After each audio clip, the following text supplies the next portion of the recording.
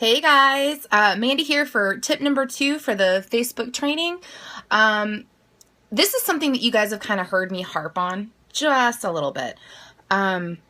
Especially for our team dynamic, we do not want to come across as salesy. It leaves people feeling icky. It makes people feel not special. And in today's world, we generally all really kind of want to feel special.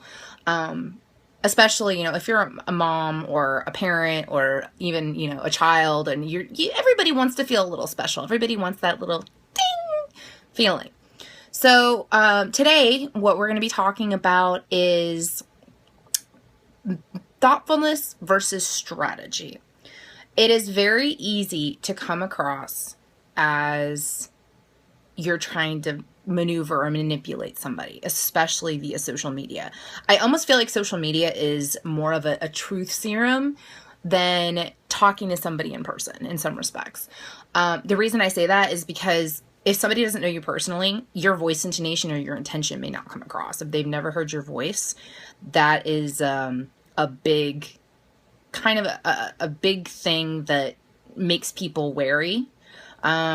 That's one of the reasons I use voice memos a lot for my messages on Facebook, is because I want people to know my voice and to know that I'm thinking about them and what my intonation is. That's something that me personally, once I've connected with somebody, I use the voice memo on Facebook a lot.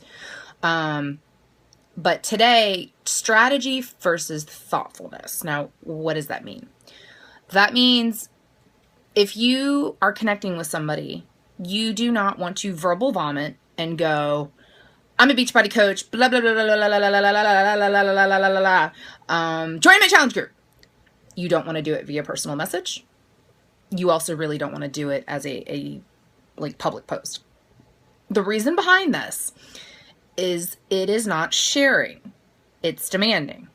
And the difference between that is sharing your journey, sharing your workout selfies, sharing, your progress, sharing what you're eating, sharing, I'm kind of a smart ass. I share a lot of smart mommy memes and stuff like that.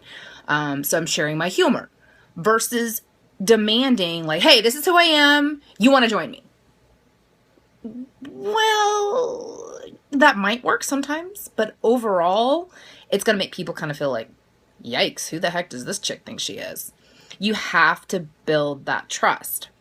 And to kind of add on a little bit to what we were talking about in the previous video, the first Facebook training, only 1 in 5 posts generally make it out of the Facebook hole of algorithm hell. And the way you want people to see your stuff, it's based on friends in common. It's based on likes. It's based on interaction. Also, photos and videos are ranked higher. So you just doing a little status update, really not going to get you very much because it's not very eye-catching. People don't really pay attention to it. They're just scrolling because it's just words. And your eye doesn't go for words, especially if you're on the phone. And 75% of people check their Facebook from their phone. So you want to make sure, yes, you want it to look good on the computer, but you want to make sure that it's really eye-catching on your phone as well. So one of the main ways that I make sure my posts are, and even my interactions with people, are more thoughtful versus strategy, I try to include tips. I try to include my struggles. I try to include things I think are funny, Everybody needs a good laugh. The world's way too serious. So when you include value, that is where you start adding into thoughtful versus strategy. Because I'm not kidding, people pick up on strategy way more easily via social media. People can spot salesy a mile away and just click, delete, unfollow, block, whatever.